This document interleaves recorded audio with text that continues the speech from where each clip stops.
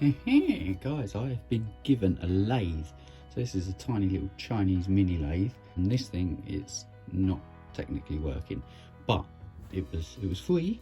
But yes, it's a solid thing, sort of semi-solid thing. It's a Chinese mini lathe, let's face it. First things first, what I've got to do is clean it off. Look, there's all bits of metal pubes. I'm going to clean all of this up first of all, and then see what the damage is, I suppose, and see what it's running, because that's not standard. Let's take it apart. Let's do some of that.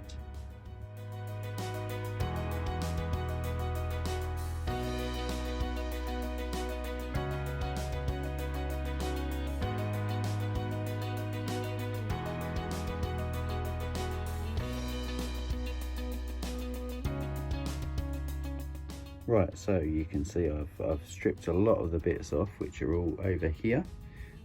So all of that stuff's now done. So what I want to do now is I've got to take some of this wiring off. So this it was running, believe it or not, off of solar power.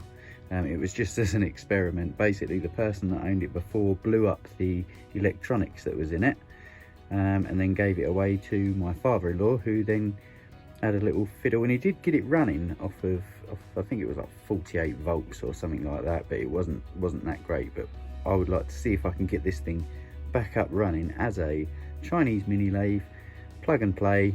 But as you can see down here, it's literally just got an on-off switch and a emergency stop there. There's no power or no way to increase or decrease the speed on it, so it doesn't have a controller on it. So it was just purely balls to the wall, turn it on, and it will spin as much as it can spin, as far as it is I can tell. The dream would be a new motor, a brushless motor would be amazing, but I doubt that's going to happen. New controller, a new potentiometer, so that way I can control the RPM on it. That'd be great to have a perhaps a little screen to tell me what the RPM is. That would be amazing. But yeah, I haven't got any of these bits, and I haven't got the money quite yet for that. But what I can do in the meantime, whilst it is I'm thinking about electronics, is continue to strip this down. So strip it down even further, find out what other flaws that this thing's got, because I have seen a few. So look, we've got a couple of missing teeth on this cog here, so that's going to be a bit of an annoyance. But it does seem to be rotating even without that tooth. As you can see there, it is still meshing, which is good news. But it's not good news because it's broken, so I need to realistically get a set of gears as well, or at least just the one broken one. But yes, I'm going to continue to strip this down, so it means take all the cables out, get all of them gone. There's the motor around this side here, and it reckons that it is a 180 volt DC 400 watt motor. So yes, let's crack on, get that off. Gonna get this off, perhaps get the gears off. I want to strip this thing right down so it is that we can sort this paintwork out and make it look a bit more nice. I'm not a fan of that colour. Let's sort that out at least.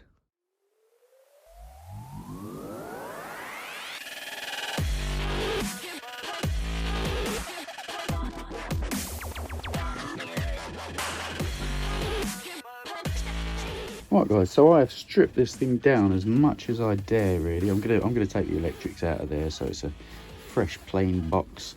But yeah, I've taken off as many things as I physically want to.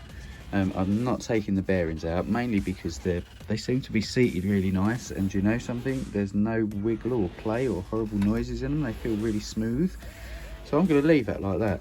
When it comes to painting it, I'll just mask it off, I reckon. But yes, apart from that, everything is off. Everything needs cleaning. Everything needs deep cleaning as well, you know. There is grease and grime and so many of these bits, it's unreal. Look at that disgusting stuff. So yeah, we've got to clean all this stuff up and try and shine up a few of the nicer bits, I suppose, and go from there. So yes, I'm going to get cracking on cleaning all of this horrible stuff.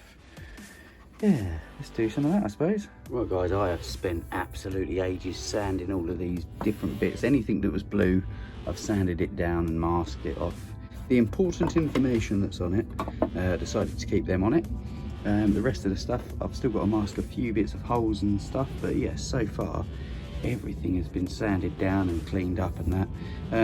I've saved these because whilst the primer's going to be drying, because that's going to be my next step, is spray paint it with some primer. And then whilst that's drying, I can then get cleaning all of the metal bits. So yeah, that's all done. So I'm going to give it a quick wipe down because everything's still covered in dust. Give it a quick wipe down and get on painting it, I reckon. So we're going to just use some, hopefully this will be all right, some etch primer. I don't know, I'm going to give it a little test on something and see if it's okay. Hopefully it won't react to the paint that's on the actual lathe components already. There's another load of them over there. So yes, we've been sanding away for ages. Time to prime. Let's prime. That is, everything has been done grey now, so that's the priming done. It seemed to take all right, so fingers crossed it won't have any effects to the top coat paint, but we'll see. But for now, priming is done. Right guys, I think it is officially time to start tackling all of this grimy, greasy, horrible, yeah, look at it, it was disgusting. But yeah, I'm going to tackle that. I'm just going to use WD-40 and give it a good old scrub. So I've got a can of WD-40 there. Any real tough bits, we can use some of that. And any super uber tough bits, I might possibly use a bit of the old 2000 grit wet and dry. So I'm going to, first of all, don the gloves.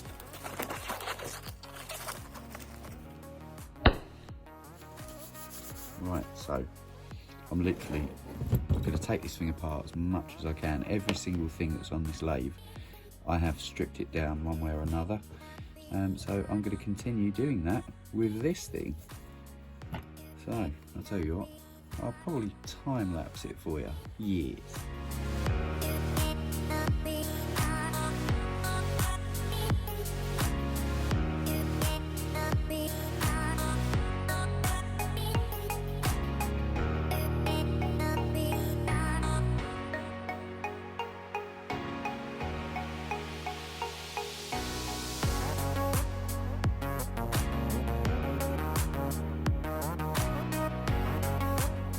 Guys, check it out, it's now looking almost brand spanking new. So a bit of elbow grease and that's got that shining up. I've also got every single component done now. Time to move on. Right, so I've gone ahead and flattened off the primer spray paint with some 1200 grit wet and dry. I kept it dry, but yep, I've given that a quick little sand. Now it's time to hit the spray paint. Yeah. Guys, check it out. So we have gone for Ford Signal Green, that's called, and I've given it a good couple of coats. It seems to have coated up quite nicely. Everything's all pretty damn good. Certainly looks better than it did before. So now I've got to unmask all of the bits that I've masked up and start to put it together, I guess. So let's get unmasking. I've got to admit, demasking things probably one of my most favouriteest of enjoyments in the world. Look at that. Ooh, lovely. Beautiful.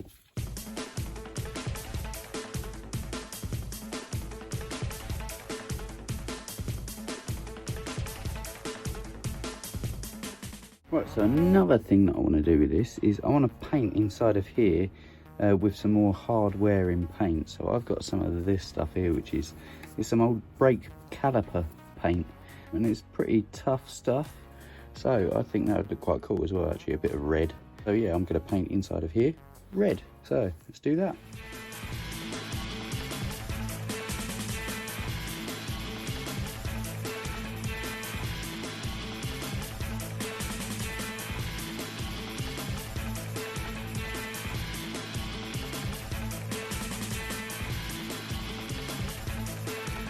Now that's done, let's get putting all of this stuff together, create a lathe.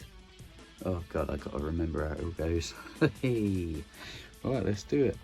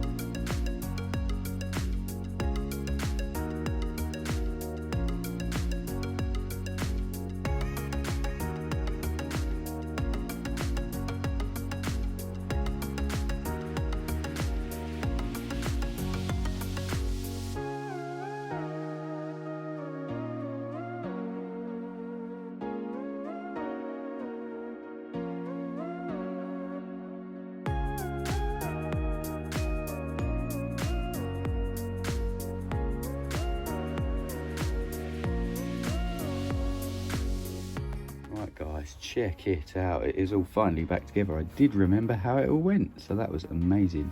Now it's obviously it's not finished because it's just been prettied up, that's all we've done. It's still not working. I am going to be doing another video on all of the gearing and the bearings. Do you know something? I've decided, for what it's worth, I'm going to change the bearings that are in it for some roller bearings. So yeah, we're going to do that. So we'll do the bearings, all of the gears in it, absolutely all of them. I'm going to change from nylon to metal gears, so that's going to be another video, I reckon. And then there'll be the final video, possibly a part 3, of doing all of the electrics and this electronic box. You'll notice that I haven't actually painted it yet, and there's a good reason for that, because I don't know if I'm going to keep that one or not. But I have decided I'm going to keep the motor that's in it and just try and get a new speed controller for it. But we shall see, we shall see. But for now, I mean, this thing is certainly looking a hell of a lot better than it was before. All of that stuff's now nice and shiny. So yes, awesome stuff. Well, I'm going to end this video now and then catch up with me on part 2, where we're going to be stripping this thing back down again to change all of the gearing and stuff. So I'll see you on the next one. Take care, guys.